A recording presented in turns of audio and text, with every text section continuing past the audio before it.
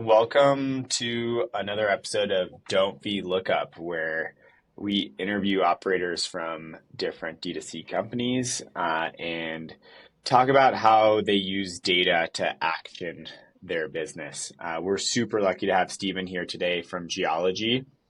He'll get more into his background. But yeah, just to get started, Stephen, we'd love to hear about your background and how you got to where you are today. Sure. I guess I'll work my way backwards. I'm Steven. I head growth at Geologie. We're a personal skincare, hair care, and body care company. I've been there for about 5 years, pretty much since it started. Prior to Geologie, I did a lot of agency side work, building analytics teams, and really working on growth and acquisition, supporting the different media teams with the analytics approach, doing measurement frameworks, measurement strategy and just a lot of data deep diving and insights. I worked for a pretty large agency over at Group M, and before that for a smaller agency, Morpheus Media. Most of my experience is working on D2C businesses, but I also have some experience working in marketplaces and retail and omni-channel as well. Prior to that, I did a little bit of stuff on the media side. I actually got into things mostly working with Google Analytics and SEO and content marketing prior to kind of getting fully into analytics. So, Amazing. Before we actually dive into the data side of things, I'd love to hear what your skincare routine is. sure. Well, I have a very simple and effective skincare routine. Geology makes it that way. But in the morning, I just wash my face with a salicylic acid cleanser. I use our vitamin C, and then of course, don't forget that SPF. Probably can't tell, Always. but I'm a pretty pale guy, so I got to protect myself from the sun. And hopefully, my age is hiding itself from you guys, and you think I'm like in my 20s. Yeah, Um, that was the one thing my wife said, the routine that she basically switched me on was sunscreen. She said you have to yeah, put on sunscreen. I grew up having, four, SPF 4 and like six. That was like how my family was raised. So she literally was horrified when she heard that. And then I'm like 30 plus now. Between 30 and 50, it's fine. I do that. And like my friends' wives asked like like they saw me putting on sunscreen on a trip and they said, you know what, you should be doing exactly what he's doing. Like that's the reason why, he's staying young this whole time. exactly. Yeah, SPF is definitely the secret to that. But the secret at night is retinol. Right on. Retinol, helps your skin kind of just regenerate and stay soft and even skin tone. And Geology's personalized skincare set will get you set up on basically a formulation that's perfect for your skin. So if you need that SPF, we've got it. If you need more sensitive stuff, we've got it. If you want the strong stuff, we've got that for you too. So that's my skincare routine. And before Geology, I'll tell you my skincare routine was probably washing my face with a hose or something like that. Rubbing dirt into it. Yeah. Yeah, I feel like more men need to talk about their skincare routine. So I'm glad that we're able to kind of break the mold there. Um, awesome. Going back to geology, what have you kind of learned about your customer? What is their demographic? I know you guys are doing the pre-purchase quiz there as well. So just Yeah. kind of interested to know maybe like what you thought your customer was before starting to work there and what you found out through the data. Sure. I mean, our customer has evolved a lot over, the 5 years that I've been there, and part of that has been purposeful, and part of that has just been the way it's evolved. Um, when we started the company in 2018, it was very a men's focused skincare company. We were out to solve one problem, and that was men don't have skincare routines that are simple. The market is very complicated, and what we wanted to do was build that personalized quiz to get people through the funnel and get them into a routine that was just like simple, effective, and enjoyable, right? Like we kind of saw it as like the bookends to your day. And if guys had that and a routine they could stick to, they'd see results. So the quiz has always been the foundation of our business. And over time, we've evolved into a more gender neutral approach. We're now actually a 50-50 split between male and female audience. And we've really leveraged the data of our personalized quiz to help guide us along the way. In terms of the type of data that we collect, I mean, it's made a huge advantage for us as a business collecting first party data. I mean, we start off by asking your name, what skincare brands you use, are you new to skincare? Are you not new to skincare? What kind of problems are you looking to solve, etc. And I would say one of the things that surprises me the most about our data, regardless of who our audience is how many people say that they don't have a skincare routine. I mean, that is kind of crazy, especially as we've moved into a more gender neutral audience and established ourselves, as kind of like a core player, in the skincare space. I would have assumed that a lot more people would be coming to us with skincare routines already. But that's just not the case. A lot of people just either use D2C products over the counter, maybe just a face wash. Not many people actually have a day and night routine. It's Cetaphil, probably. Like my Yeah. first that was my entry point into the skincare routine before the wife was Cetaphil. But in terms of that, I mean, even it's really interesting you said about the split now. It's 50-50 almost, or whatever. It's closer to 50-50. How do you first even decide to start targeting kind of the other gender demographic? Did you have a kind of hypothesis saying, hey, we should start testing this? Or is it something that you saw like in the data that you had existing that made you kind of take that leap? Sure. I think that there were really three key things that caused us to go in that direction. One, from a data standpoint, in terms of total interest and, market share, we were seeing that, COVID was really the peak of male interest in skincare. And we were actually seeing a decline in male interest across the board in the skincare category. And we were seeing a lot of competitors and things of that, their businesses also kind of slipping. And we kind of felt like we needed to expand, above and beyond just the male skincare target audience because of that data. A lot of that data came from SimilarWeb and competitor tracking, and we have a whole bunch of secrets that I won't share on this call to get that data. But we were certainly seeing that. The second thing was, we were evolving a great set of new product lines. We were evolving an acne specific line called Clear System. We were coming out with a hair care line and a body care line. And we felt like when we were looking at the core tenets of our brand, that the core messaging of a simple and effective, uncomplicated, no nonsense, personal care routine was not male specific. In fact, it's for everyone. And the more we started to just like kind of test the waters and expand, the more we started to understand that we did have a product market fit across multiple product categories, with a much wider audience. So that was kind of like the second thing.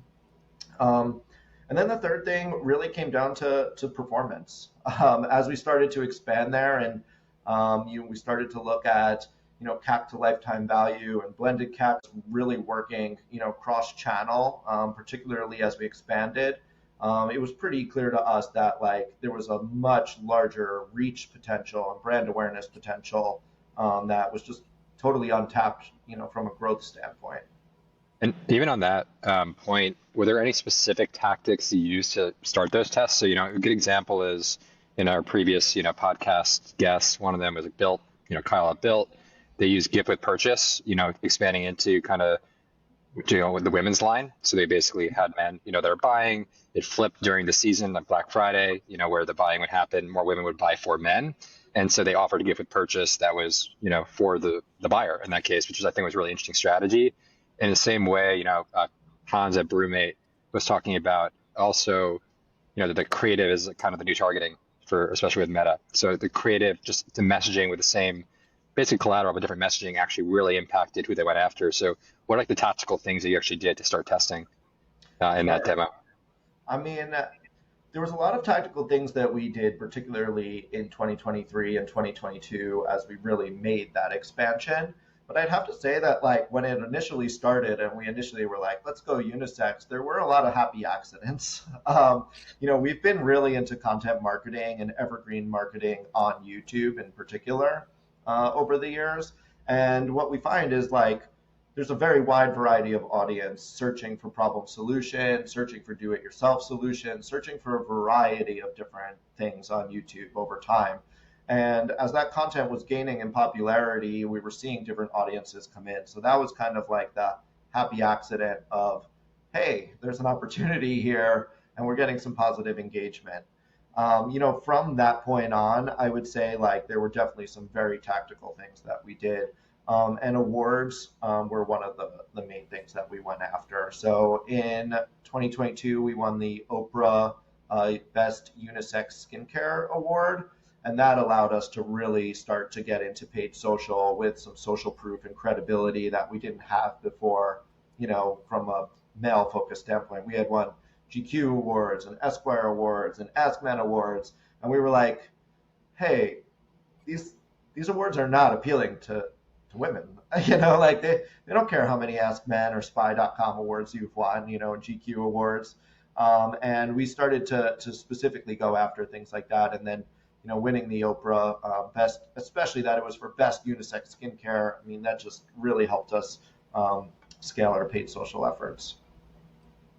That's smart. Yeah. How did you guys even come up with the idea of going after the Oprah Award, and what was the process like to get that? Yeah, I mean, I think we had again like happy accident seen a lot of success with winning awards.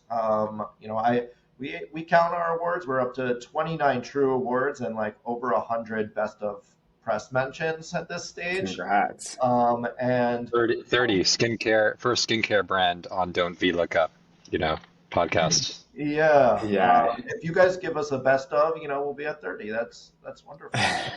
But yeah, I mean, we were seeing that those were helping establish a really great brand search presence. They were building an evergreen foundation to our content marketing. And that evergreen foundation was the key to not only growing, but growing from a profitable, standpoint.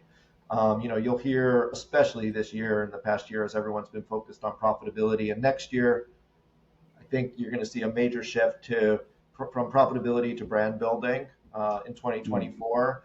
But like having that brand, funnel that is coming up from either your customers or editorial content, from awards, evergreen YouTube content, was just like put money in at the top of the funnel into ads and things of that nature to really grow.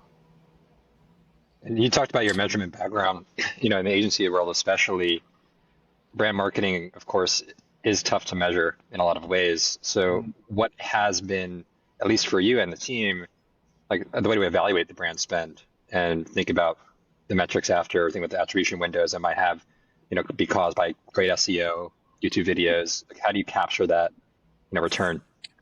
Sure. I mean, I think that brand building and scaling a brand is very different when you're bootstrapped and you're small compared to when you're a very large brand, right? And I think like, if for anyone listening to this podcast, right, I think like that's the first thing you really need to figure out is how much money and where are my brand building efforts going to be, right? When you're kind of bootstrapped and you're growing and you're trying to build that foundation, and maybe it's just my background, but like SEO was the best way to focus on that, right? Like you can develop good content. You can develop it in multiple areas, multiple channels. It could be organic social, it could be YouTube, it could be a blog. Like you could just measure overall brand impressions and click-through rates and understand that in relation to your competitors. I mean, there's a ton of tools. If you, use Google Merchant Center, where you can easily compare where your product is ranked compared to your competitors and measure that over time, right?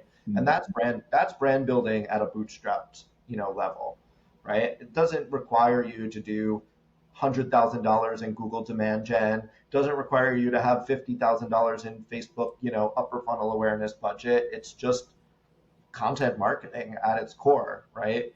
And I think that a lot of that gets supported by community. We built an amazing rewards and community program and loyalty side of things. And those are easy things to measure, right? I mean, SEO is fairly easy to measure. Google Search Console is a free tool, right? And the rewards program, was pretty easy to measure. We can see how many people were engaging as followers, how many people were sharing referrals, how many people were just using the rewards program. And what we quickly found was the lifetime value of our customers that were using our rewards program were like 2 to 3x customers that weren't, right? So that Well, gave us the KPIs to start focusing on and say, well, how do we get more people into that, right? And how do we build the brand organically, content marketing, and from a reward standpoint? I think you're going to see us change to that big company brand building, hopefully, in the next year or two. I think that those things come in a variety of different ways. Brand partnerships, for sure, retail partnerships, starting to do more, connected TV and actual brand building type of messaging. And on that front, like I think you have your core metrics, of course, of CPMs and 3-second video views and engaged video views. But I really think it's just about measuring positive sentiment and, how much your brand is growing in terms of total awareness, especially if you have those other core pieces in place, because the loyalty will follow, right? If you have good product, you have good community, the loyalty will follow the brand awareness side of that. I'll tell you, if certainly. you invite me back in 2 years, maybe a year, I'll tell you what You're specific always invited feedback. back. Yeah, you're Yeah, evergreen yeah, invite. yeah. Yeah, Consider that. Yeah, consider an invite for a year from now on the books. sure. I mean, I Um, have done some really big brand building, campaigns for clients I worked on at agencies. I worked on Tiffany in particular, both holiday and evergreen, so you get to really see the difference between brand building exercise. I just worked a lot in luxury fashion companies where they rely just super heavily on retail and brand building. And I can tell you that it does pay off if you do it right, and it can be a total time and money suck if you do it wrong. yeah, it makes sense that you guys are starting to branch out into CTV and other channels. That's kind of a theme that we've seen with brands as they, kind of obviously grow, saturate the meta market, and then find that they have to go tap into other channels, TikTok, Snap, Reddit, obviously TV. And you mentioned a couple of metrics that you're using to measure that. The other theme that we've seen is that like overall data can get overcomplicated, and it's been really refreshing talking to operators of very large brands to know that they're actually making it pretty simple. So would love to just kind of hear from you. What is the North Star metric that you guys use at Geologie, and how did you guys arrive at looking at that? Sure. I mean, we are primarily a subscription, focused business. So I'd say our North Star metric is definitely lifetime value to CAC. And while that might be great from a head of growth standpoint, a CEO or, investor board, that doesn't always tell the full story as well, right? So, I would say that like the North Star metrics, as you move down into the different roles that we have within our marketing departments, within our lifecycle marketing, our paid search, our paid social, you'll see it's really about rolling up audience and cohort data into that top level lifetime value to CAC ratio, right?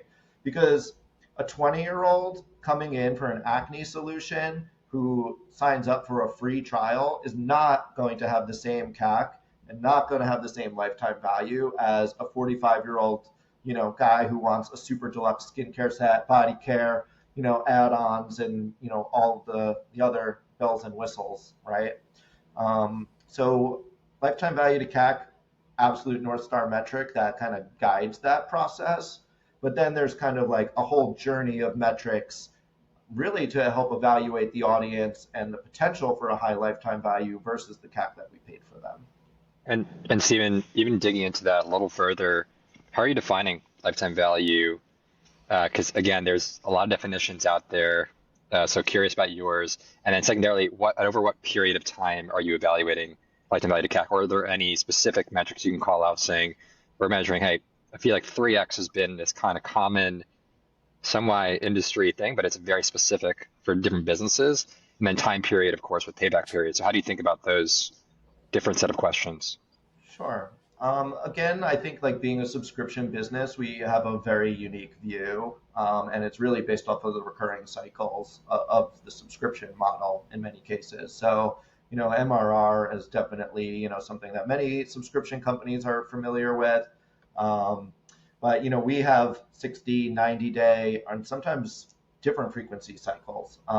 So when we're looking at lifetime value, we certainly look at a 12-month LTV, we look at a 24-month LTV, but we also look at much shorter LTV, and payback periods.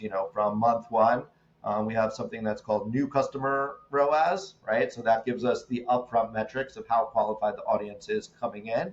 Are they coming in on absolutely free offers and only paying shipping? Are they coming in on higher value? What percentage of the money are we returning very fast to the business, right? And really, the race to the top is how fast can you get that LTV to CAC, to a 2 to 1, to a 3 to 1, or higher, right?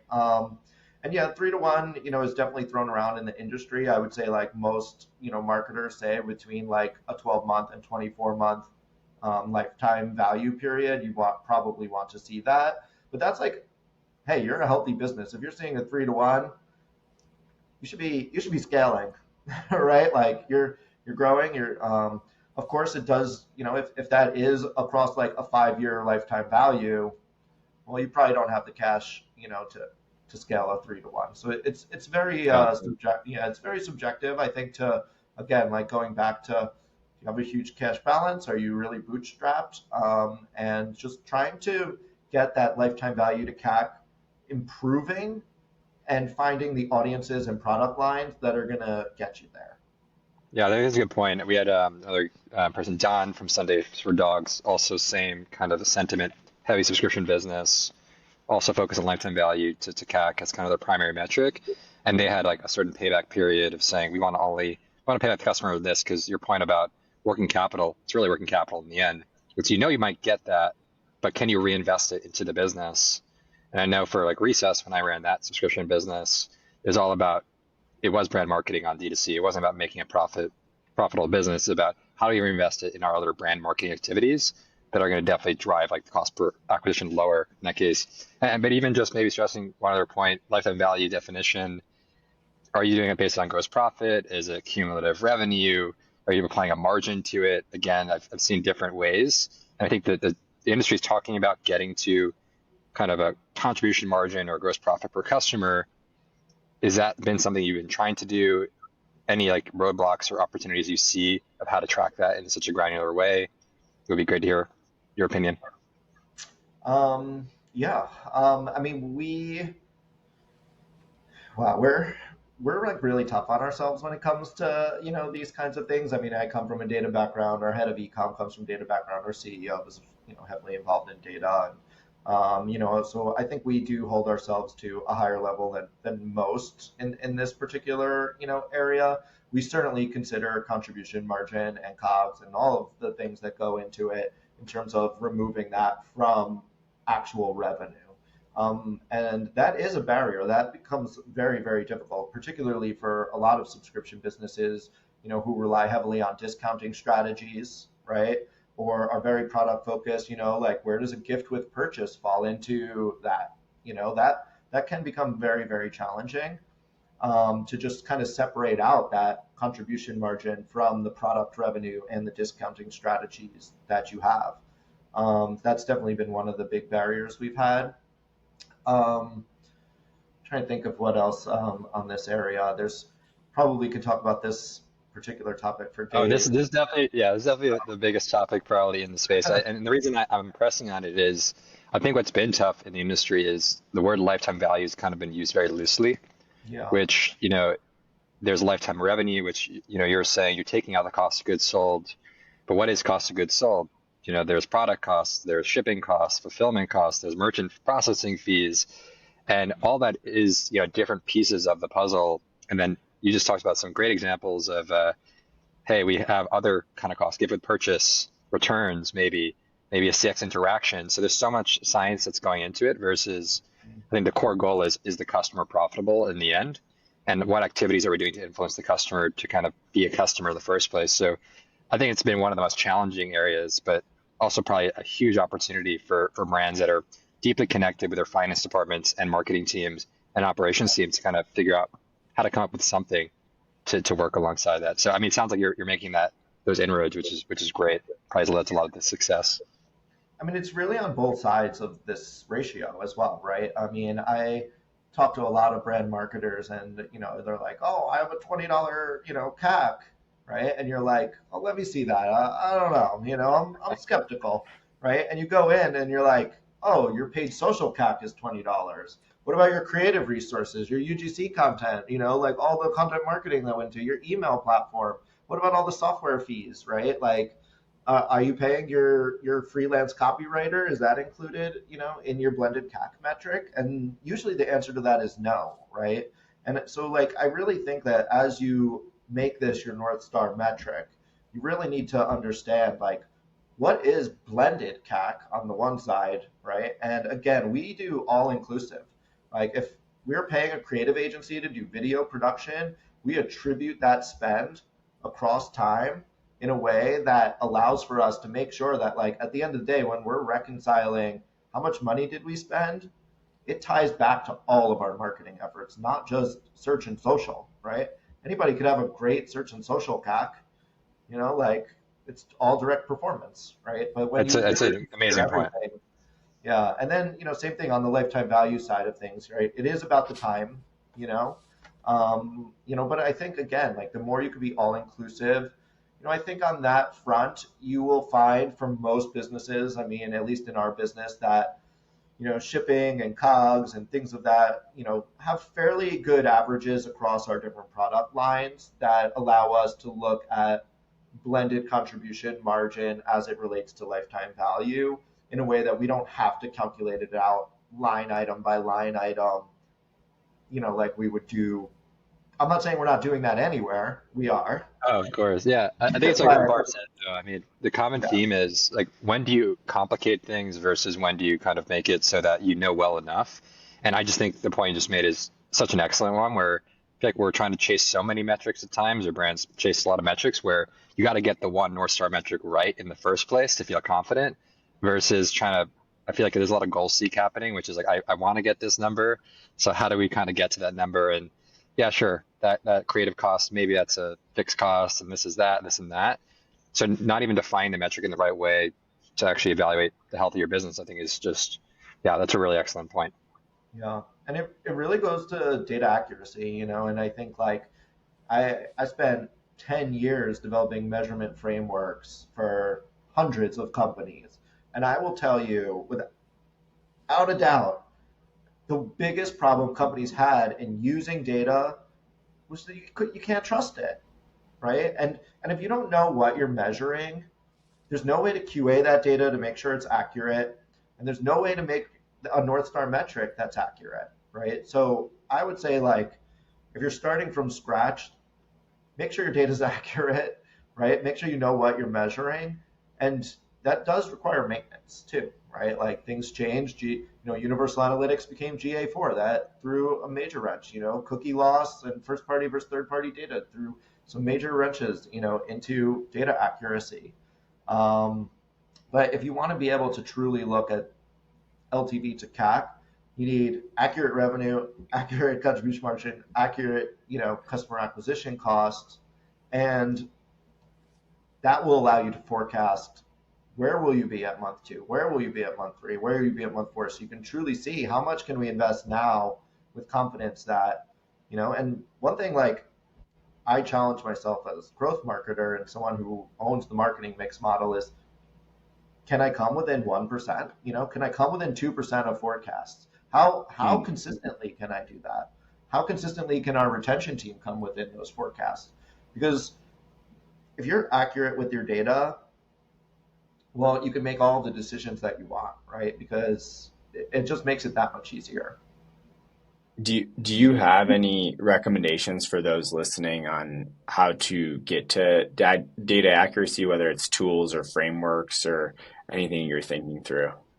Sure. I mean, I think for most D2C brands where purchase, is their main metric, like, make sure you have a way to look up order IDs and revenue and compare those between platforms. That is like literally the most basic, thing that you wouldn't you'd be surprised at how many companies are 10, 15% off on like literally the most important thing of like how many like a count of transactions, an account of revenue, sum of revenue, and they will be 15% off, right? And if you're 15% off, that's not good. You need to be within 1% on those two metrics. I completely agree with you since I, obviously work for a data business and this is exactly what we do and I see it all the time, especially your point about even GA4, right? People are often, the biggest thing I see is people are thinking they're tracking everything, let's say in GA, but they're not getting 25% of the events because they're not sending the right events or purchases or sending the wrong event itself. And all of a sudden you said you're losing 25% of your signal. You don't even know which 25% you've lost at that point. Yeah, And it's just, the source of truth should be transactional data, i.e. the order ID. If you're in Shopify, match it against the order ID in Shopify. You know that order's been placed, the revenue is in there. How can you not match, right, to that report? exactly. I mean, the name of this podcast is VLOOKUP, so Well, don't V lookup. Don't. That's it's a little bit of different. is that ironic?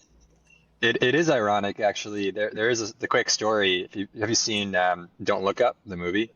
Yeah, So in very similar way, in the movie, there's a very obvious thing happening. The meteors come and hit Earth, right? People are just not kind of seeing what's there. There's a lot of available data telling them that there's going to be something that's going to hit the Earth.